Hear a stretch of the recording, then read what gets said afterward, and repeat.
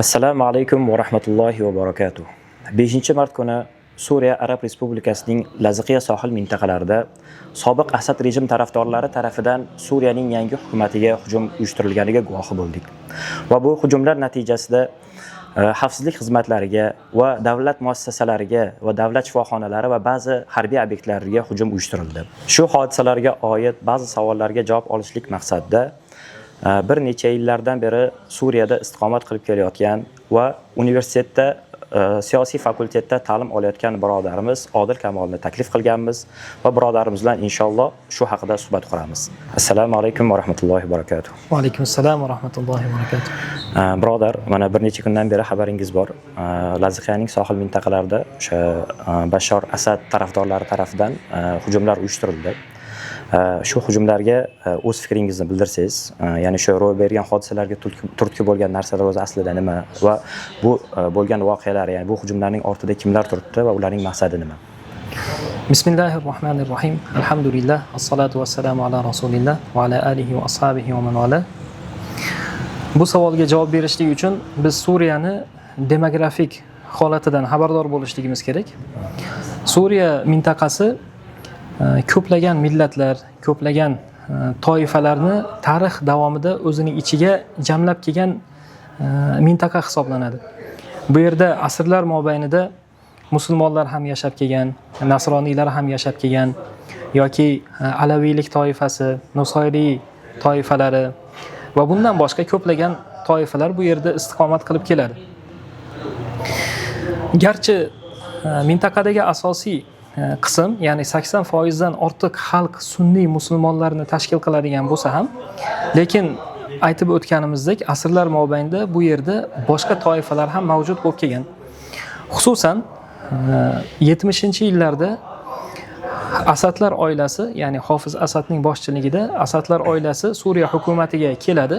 O'sha vaqtdan boshlab shu kunimizga qadar mintaqadagi asosiy muammo o'laroq toifalik muammosi mavjud bo'lib turib kelyapti.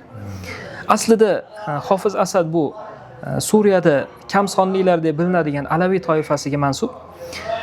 Shuning uchun ham u hukumatni mustahkamlashlik uchun va aksar aholi sunniylarni qarshisida, sunniylarni muqobilida hukumatni kuchli qilishlik uchun o'zini atrofiga alaviy toifasiga mansub bo'lgan odamlarni jamlagan.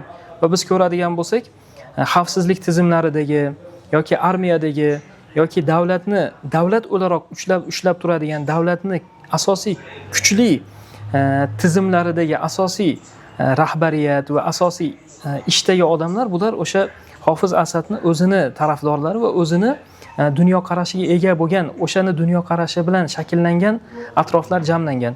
Masalaning ikkinchi tarafi ham bor. Barchamiz yaxshi bilamiz, Suriya mintaqasi bu butun dunyodagi eng asosiy strategik mintaqalardan biri hisoblanadi. Shuning uchun ham bu yerda juda ham ko'plagan katta davlatlarda manfaatlari bor. Masalan, Rossiya kabi, Amerika kabi yoki Yevropa davlatlari yoki shu mintaqani o'zidagi atrof davlatlar, masalan, Eron kabi, Turkiya kabi davlatlarni Suriya mintaqasida o'zining manfaatlari bor. Endi to'g'ridan to'g'ri sizni bergan savolingizga kirishadigan bo'lsak, Bashar Asadni hukumati qulaganidan keyin bu qulashlik juda ham tezlik bilan amalga oshirilganligiga butun dunyo guvoh bo'ldi va butun dunyo bu holatdan esankirab qolganligi ham aniq. Lekin bir vaqtning o'zida mintaqada Bashar Asad hukumati bilan hamkorlik qilib kelgan katta davlatlar 100% o'zini qo'lini bu yerdan olib ulgurmagan. Ular qachonki bir fursat bo'lib qolgan vaqtida, qachon imkoniyat tug'ilgan vaqtida bu mintaqada yana notinchlik keltirib chiqarishlik va yana bu mintaqada o'zlarini manfaatlarini yurgizib turishlik uchun eski hokimiyatni qo'llab-quvvatlashlikka harakat qilishligi bu aniq narsa edi. Masalan, Bashar Asadning hukumati ag'darilgandan keyin uni armiyasida 100 mingdan ortiq odamlar bo'lgan. Ularning ko'pchiligi o'zini topshirgan bo'lsa ham, ko'pchiligi asirga olingan bo'lsa ham, lekin ularning hammasiga, xususan qo'li qonga botmaganligi, jinoyatni qilmaganligi aniq bo'lganlariga umumiy avf e'lon qilingan va ular tarqagan.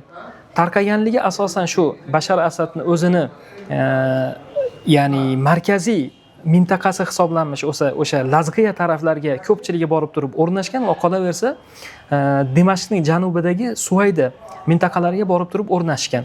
Bashar Asadning hokimiyati ag'darilganidan keyin oradan 3 oy o'tgan bo'lsa, shu 3 oy mobaynida yangi hukumat tarafidan ko'plagan ishlar yo'lga qo'yildi. Masalan, tashqi davlatlar bilan aloqa qilishlik bo'lsin, yoki mintaqadagi xavfsizlikni imkon qadar ta'minlashlik bo'lsin, yoki ijtimoiy sharoitni o'nglashlik uchun harakat qilishlik, investitsiya kirgizishlik va boshqa ko'plagan sohalarda sekin-sekinlik bilan muvaffaqiyat qozonib kelayotgan edi. Lekin bir vaqtning o'zida Suriya mintaqasidagi asosan ikkita kuch bor ediki, bu ikkita kuch to'g'ridan-to'g'ri idora, ya'ni yangi hukumat bilan ishlashlikdan shu vaqtgacha bosh tortib kelayotgan. Bularning birinchisi shu Dimashqning janubidagi Suvayda mintaqasining aholilari bo'lsa, ikkinchisi Hasaka mintaqalaridagi asosan kurdlar tarafidan olib boriladigan kuchlar. Bu ikkita kuch asosan shu vaqtga qadar to'liq ravishda yangi hukumat bilan birlashishlikni rad qilib keldi va o'zlari uchun avtonom rejimni talab qilib va Suriya hukumati bilan hamkorlikda faoliyat olib borishni talab qilib kelayotgan edi. Endi oxir vaqtlarga kelib turib, oxirgi 2 haftani ichida ularning o'rtasidagi ziddiyat hatto bir-biriga qarshi kuch ishlatishlik darajasigacha bordi. Ya'ni yangi hukumat ular bilan imkon qadar siyosiy yechim orqali ishni hal qilmoqchi edi, lekin oxir borib turib bu masalani taqalgan joyi ziddiyatga borib taqaldi, ya'ni kuch ishlashlik darajasiga borib turib taqaldi. Men o'ylaymanki, shu fursatdan foydalanib ba'zi shu mintaqada yana ham ko'proq notinchlikni keltirib chiqarishlikka harakat qiladigan ba'zi bir katta davlatlar asosan o'sha Bashar Asadning armiyasini qoldiqlari qochib ketgan mintaqa shu Lazqiya mintaqalari bo'ladigan bo'lsa, o'sha mintaqalardagi odamlar bilan aloqalashib turib va sohil mintaqasini alohida o'zlari kuchini o'tkazadigan sohil mintaqalarini o'zlariga bo'ysundiradigan darajaga olib kelib turib, ular ham avtonom rejimni talab qilishlikni rejalashtirgan degan fikrlar bor. Bu fikrni qo'llab-quvvatlaydi xususan o'sha Izrail bosh vaziri Netanyahu tarafidan taxminan 2 hafta oldin chiqqan bayonot, ya'ni ular Suriyaning janubidagi Suvaydaga kirmoqchi ekanligi va o'zlari uchun buferni zona qilmoqchi bo'lganligi u yerda ya'ni aholilarini qurolsizlantirib, u yerda o'zini hukmini o'tkazishlik uchun ya'ni olib borayotgan bayonotini hammamiz guvohi bo'lgan edik. O'shandan kelib chiqib aytishlik mumkinki, xuddinki o'sha Suvaydadagi kabi Lazqiya sohillarida ham xuddi shu ssenariyni amalga oshirishlikka bular harakat qilgan va tabiiyki katta davlatlar bu narsani orqasida turib, balki o'sha mintaqadagi basharning qoldiqlariga ularga ta'ma berib, ya'ni ularni qila olishligiga ishontirib va ularni orqalarida tur berishligiga ishontirib ularni ko'chaga olib chiqqan. Va biz ko'rdikki, bu hodisalar hammasi rejalashtirilgan ekanligi aniq edi. Ya'ni ular birdaniga hujum qilishligi, birdaniga xavfsizlik xizmatida ishlaydigan odamlarni olib turib, ularni ko'zlarini o'yib tashlashligi, ularga qarshi to'g'ridan-to'g'ri tajovuzlarni olib borishligi yoki masjidlarga kirib yoki ba'zi bir shifoxonalarga kirib turib, odamlarni qo'rqitishligi va minalarni qo'yib, ba'zi bir mashinalarni portlatishligi, bular hammasi eskitdan ssenariy asosida rejalashtirilgan tarzda bo'lgan ish ekanligi aniq. Hozir siz bergan javobdan olayotgan xulosamiz shunday bo'ldiki, kechagi bo'lgan voqealar ning asosiy manfaati tashqi davlatlar, ya'ni manfaatdor bo'lyapti-da. Lekin asosiy shu mintaqada yashab o'tgan toifalar nima manfaat ko'ryapti hozir kechagi bo'lgan voqealardan? Tabiiyki ularning ham mintaqada o'zlarining manfaati bor. Chunki biz yuqorida aytib o'tganimizdek, Asadlar sulolasi bir necha yil mobaynida mintaqada hukm surib davom etib kelishgan bo'lsa, ularning armiyadagi asosiy kuchlari bu alaviy toifalardan tashkil topgan odamlar bo'lgan. Undan tashqari ular yillardir mobaynida Suriyaning asosiy aholisi sunniylarga qarshi ko'plagan ishlarni olib bordi va bu hech kimga sir emas. Lazqiyada istiqomat qilib, Lazqiyada o'rnashib, Bashar Asad ag'darilgandan keyin o'sha taraflarga qochib ketib qolgan odamlarni qalbida vahima bor. u vahimaki endi sunniylarga aloqador toifa hukumatga keldi. Hozircha ular chiroyli gapirib turganligi bilan, hozircha ular aloqalarni doimiy qilamiz deb bayonotlar berib turgani bilan, lekin ishlarni yo'lga qo'yib olganidan keyin, davlat tizimini o'z iziga tushirib olganidan keyin ular baribir biz uchun vaqt ajratadi. Ya'ni bizni shu holatimizda tashlab qo'ymaydi, bizdan ular aniq o'chini oladi degan tushunchalar ularda mavjud. Ya'ni shu vahima ularda mavjud. Men o'ylaymanki, o'sha ulardan foydalangan tashqi kuchlarni asosiy ularga beradigan jihati ham shu jihatdan. Ya'ni senlar agar kuchingni qo'lga kiritib, hozirgi hali hukumat to'liq tizginni o'zini qo'liga olishligidan oldin, hali ishlar rivoj topishligidan oldin, aloqalar o'rnatilib, hali kuchga kelishligidan oldin o'zlaringni saqlab qolishlik uchun shu mintaqada asosiy kuchga ega bo'lib turib, o'zlaringni avtonom rejimini talab qilishmaydigan bo'lsang, ular ertaga senlarni kuningga juda ham achinarli holatlarni solishligi mumkin. Bular senlardan qasos olishligi mumkin, o'ch olishligi mumkin degan vahimani singdirilgan deb o'ylayman. Shuni natijasida ular mintaqani o'zlari boshqarishlik va hukumat bilan to'g'ridan to'g'ri hamkorlikda aloqa qilishlik uchun kelib chiqqan bu hodisalar. Shu yerda bir narsani ham aytib o'tishlik kerak.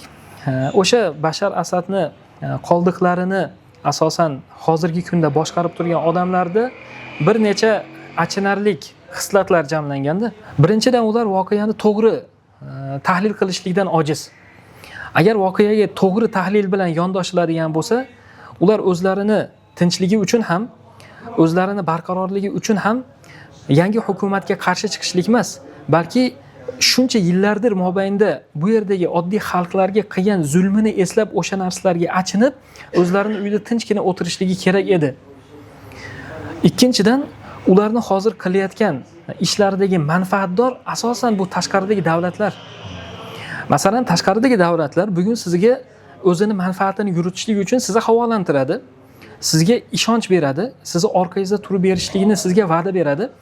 Lekin agar bu va'dalari mintaqada, ya'ni yerda amalga oshmay qoladigan bo'lsa, ular o'zlarining davlatlariga ketadi. Siz bilan bu yerda birga yashamaydi.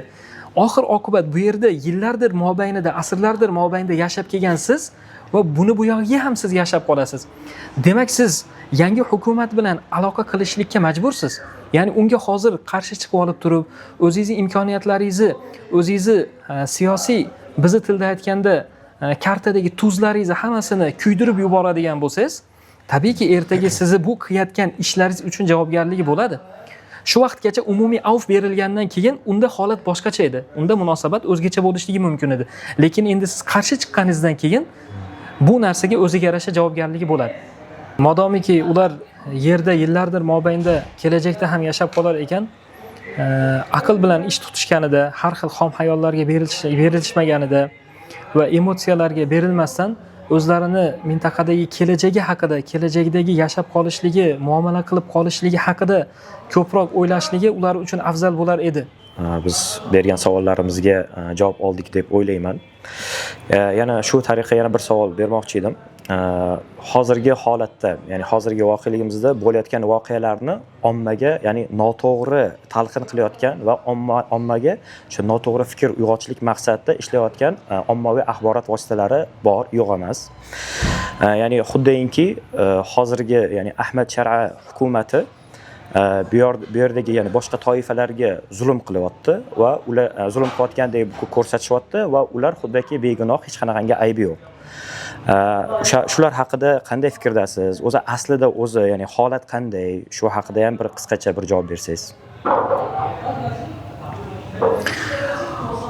Ommaviy axborot vositalari bu bir kasb.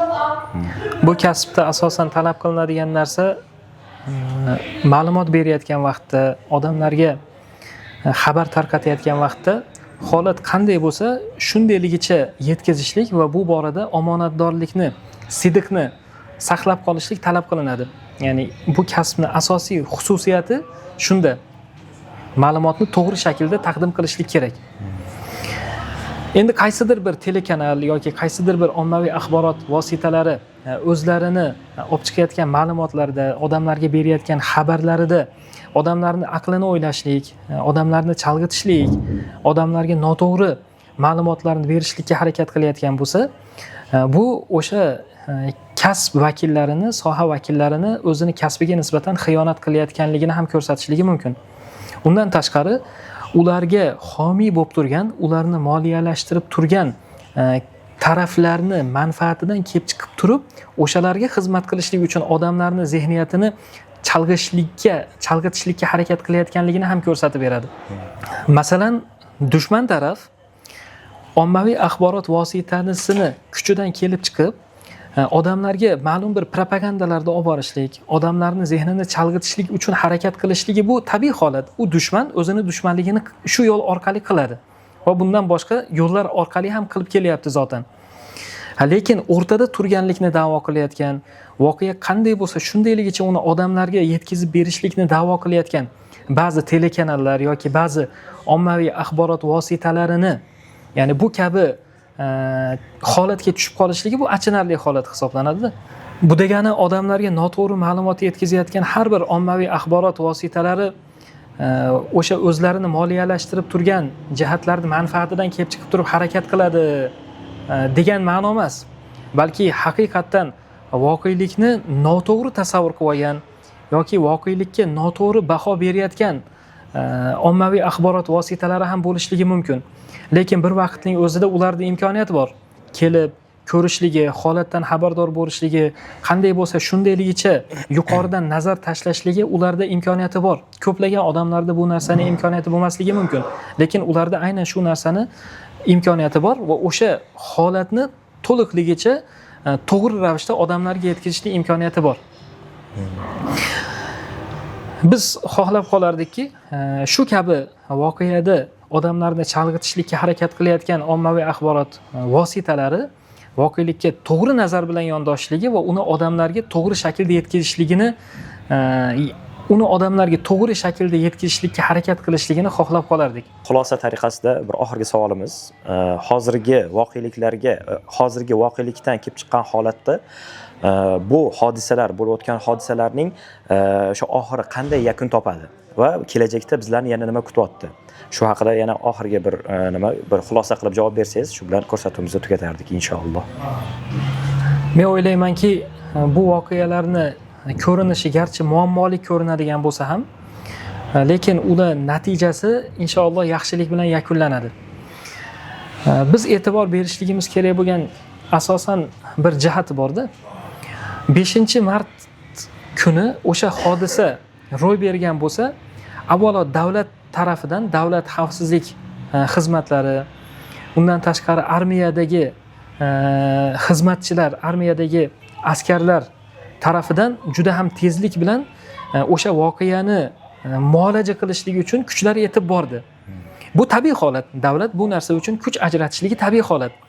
Lekin e'tibor berishligimiz kerak bo'lgan ikkinchi jihati, o'sha davlatni qilib turgan ishini qo'llab-quvvatlov ma'nosida Suriyadagi deyarli butun viloyatlarda namoyishlar o'tkazildi. Bu namoyishlarning asosiy xulosasi o'sha davlatni qo'llab-quvvatlashlik va o'zlarini imkoni qadar o'sha davlatga yordam berishlik va kerak bo'lsa o'zini joni bilan bo'lsa ham borib o'sha joyda tinchlik o'rnatishlikka harakat qilishlikni oldinga surib chiqdi-da. Bu namoyishlarning xulosasi shu bo'ldi. Bundan biz bilamizki, davlat bilan xalqning o'rtasidagi aloqa juda ham yaxshi. Davlat bu xalqni ta'minlashligi uchun, xalqni xizmatini ta'minlashligi uchun harakat qilayotgan bo'lsa, shu xizmatga xalqni o'zi ham moyil, shu xizmatga xalqni o'zi ham davlat bilan hamkorlik qilishlikka tayyor. Bu juda ham yaxshilik alomatiki, bu narsa bizga kelajakda bir bashoratni berishligi mumkin. U ham bo'lsa, mintaqada notinchlikni keltirib chiqarishlikka harakat qiladigan tashqi davlatlar uchun mintaqada ortiq ular olishligi mumkin bo'lgan narsa yo'q. Bu ularga o'zlari uchun xulosa bo'lishligi kerak. Hozirgi bo'lgan jarayon ularni o'zlariga xulosa berishlik kerakki, ortiq xalq agar ularni qabul qilmaydigan bo'lsa, tabiiyki ular mintaqada hech narsa qila olmaydi. Modomiki davlat ular bilan hamkorlik qilmasa, xalq ularni qabul qilmaydigan bo'lsa, ming xohlagan taqdirda ham badanga kirib kelgan begona darddek gap. Badan o'zining ichidagi begona dardni sekin asta baribir oxir oqibat chiqarib yuboradi. Uni badanning ichiga yutmaydi. modomiki badan salomat bo'lsa, o'sha dardni o'zini ichiga yutmaydi, balki o'zidan tashqariga chiqarib yuboradi. Hozirgi holatni ham xuddi shunga misol qilishlik mumkinki, modomiki hukumat bilan xalq o'rtasidagi aloqalar yaxshi ekan va tashqi notinchlikni xohlab turgan davlatlarga imkon bermaslik ikkala tarafni ham zehnida mustahkam o'rnashgan narsa ekan, ular mintaqada o'zlarini xohlagan narsasini amalga oshirishligi juda ham ehtimoldan yiroq bo'lgan narsa.